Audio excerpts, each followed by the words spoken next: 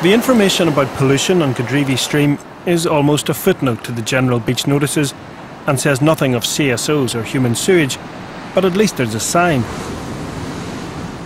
Unlike Staithes in Yorkshire, the holder of the unenviable record as the worst beach in England, it's still a designated bathing area despite failing the European legal standard 17 times in 21 years. But there are no signs anywhere on or near the beach warning people of its abysmal history. We asked Scarborough Borough Council why not. They told us they're not legally obliged to put up signs, but it seems no one has told the Environment Agency that.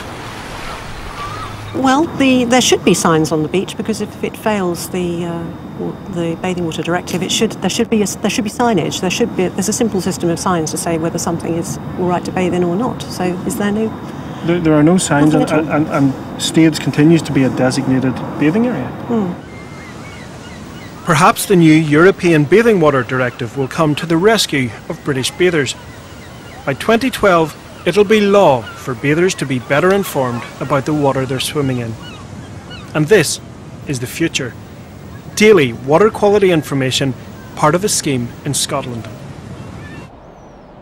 The directive will also be tougher, raising the bar for water quality standards and making it more difficult for beaches like Staithes to survive as designated bathing areas.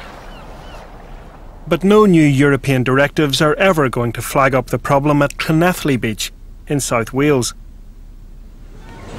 It's a non-designated bathing area and therefore off the regulator's radar. But that means nothing to the families who still use the beach. Would you swim in that water? Well, no, I wouldn't. And I've had to actually stop people and say to people, I don't think you should go in. That's a ludicrous situation if you as MP are personally telling people not to go in the water because of what you've seen. Well, you're absolutely right. Council testing at Llanelli Beach last July revealed bacterial readings 10 times over the legal limit. It's extremely serious, and particularly when families are on the beach, if they're faced with this type of pollution, then it could be all sorts of nasty infections they could be getting. The estuary around the beach, the Bury Inlet, is home to one of the world's most famous cockle beds, or at least it used to be. Over recent years, cockles have been dying in huge numbers. Today, the people who made their living here say this industry is all but destroyed. Robert Griffiths is one of them. It's a catastrophe, an environmental catastrophe. The cockle gatherers are convinced they know what's killing the shellfish. Spills from CSOs. This is coming out like a fair old lick. It is absolutely stinking here. So how many CSOs do you have impacting on this cockle bed? Well, in this estuary here, there is 1, 2, 3, 4, 5, 6, 7, 8, 9, 10, 11, 12. 12 directly impacting into the estuary. And there's another 36 to 40 indirectly impacting the estuary. And they're all dumping sewerage here.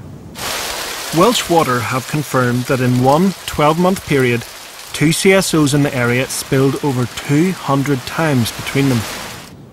A little bit of sewerage is good for the cockles. They like organic material to eat.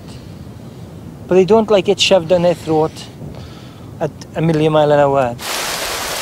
Welsh Water declined to give us an interview for legal reasons, but told us it spent £50 million on upgrading local sewerage infrastructure. Another £30 million is planned. The Environment Agency is investigating the cockle deaths, but has yet to discover whether CSOs are the culprit. But with the industry already devastated, the cockle pickers say the EA's investigation is too little, too late.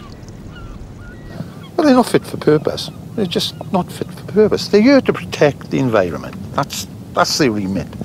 Are they protecting anything here? Just look at it. This is environment, isn't it? Look at that mess.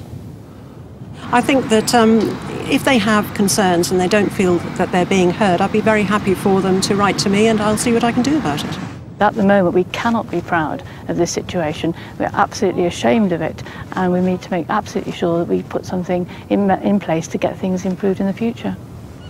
It's not just the people of the Bury Inlet who want answers about CSO spills. So does the European Commission.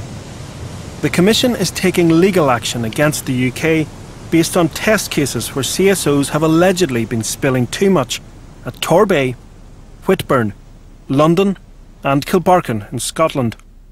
Bury Inlet was added to the list in July.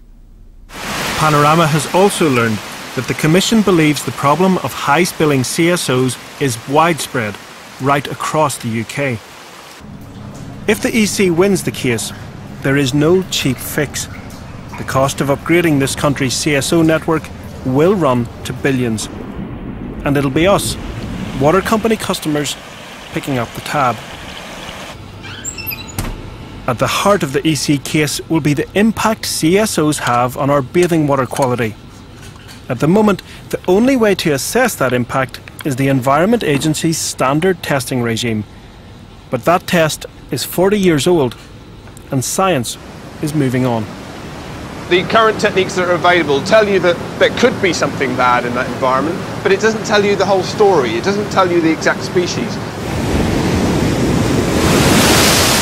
For the last 7 years, Dr. Jack Gilbert of Plymouth Marine Laboratory and his team have been perfecting a new technique called pyrosequencing. It can give us a DNA profile of what's in our bathing water. We asked Dr. Gilbert to try it out on water samples from Godrevy and a beach around the headland called Porthtown. Pyrosequencing revealed traces of the highly dangerous pathogen E. coli 0157H7 in the stream at Godrevy and in the bathing area at Porthtown, something the EA test could not have detected. The levels were too low to cause infection, but it does ring alarm bells. We've done a recent study where we sequenced 1.2 million of these tags of this approach from the Plymouth Sound area. In that 7-year study, we only found 2 occurrences of this organism. That's quite astounding that we're finding this organism there.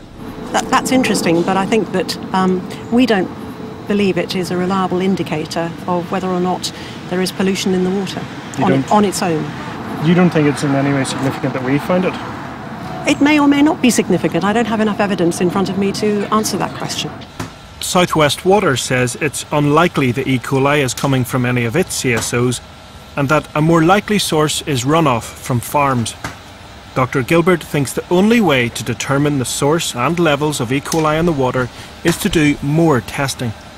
We need to know exactly where are they coming from? What are they doing there? Is this an isolated incident or is this something more problematic?